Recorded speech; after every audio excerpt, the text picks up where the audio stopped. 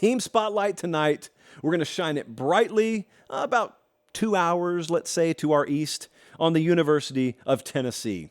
This is like a preview magazine page. What do you need to know about Tennessee? First question, naturally, is what is the University of Tennessee at quarterback? I just mean as a program. Is this really the kind of program that has found themselves in the sweet spot such that pretty much any quarterback is going to thrive here? Like Lincoln Riley in his career, seems like everyone turns into a Heisman Trophy contender. Is that Josh Heupel? Is Josh Heupel going to be that kind of head coach and that kind of play caller to where Hendon Hooker walks out the door and it's, oh no, look at all that production. And all we have left is Joe Milton, and then Joe Milton just shreds someone in a bowl game, and it turns out it's just a precursor to the next year, and then Nico Iamaleava's behind him. Is it just going to be like a factory? Like a conveyor belt of Heisman caliber quarterbacks?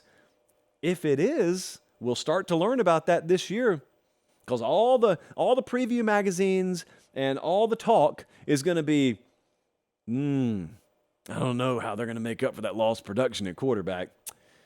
Well, if it's that kind of place, that's how they'll make it up. Question number 2, what kind of level of offensive line play are we going to see here?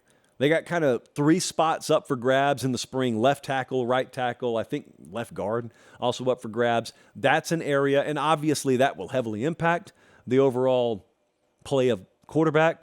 But the third question, and this is one that cost them last year, big time.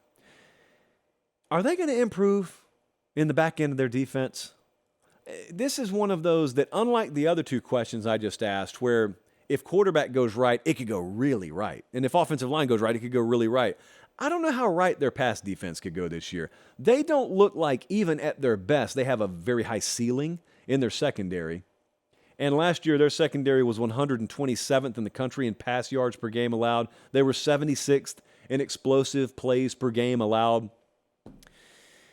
And it cost them in nights like when they played South Carolina. That's how you open yourself up to just this inexplicable result, like South Carolina going from scoring 0 offensive points against Florida the week before to hanging 60-plus on you. How? You can't stop them. You can't defend a forward pass. And if you're not clicking, if you're not scoring every possession, all of a sudden, even average offenses can pull away from you. So we got to do better there. Got to do a lot better there. What is the best position group on this team?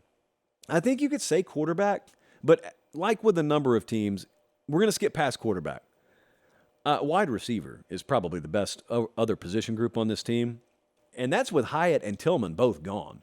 Squirrel White is a guy that could very much emerge on the national scene this year, and let's be real, the country has waited a long time for an elite player named Squirrel, and we finally got him. In Knoxville, no less. We finally got him. But they got Brew McCoy up there.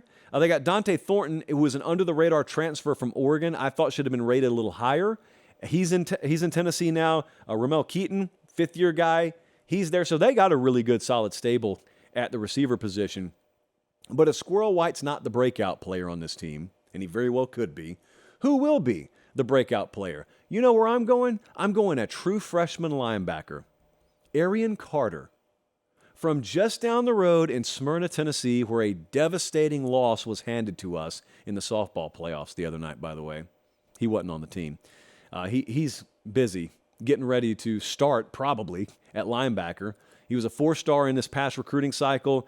They went head-to-head against Alabama for him, and they ended up winning his services. I think because of their depth situation on defense, he will be an immediate starter.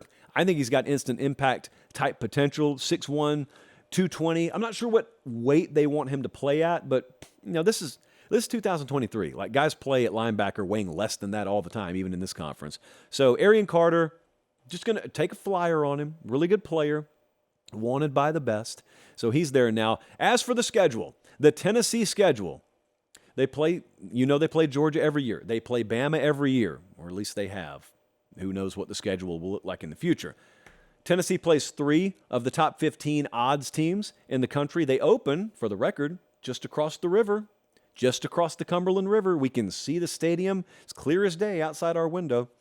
They open in Nashville against Virginia. And they got a trip to Florida in week 3. That's when they open conference play. They got A&M at Alabama back-to-back.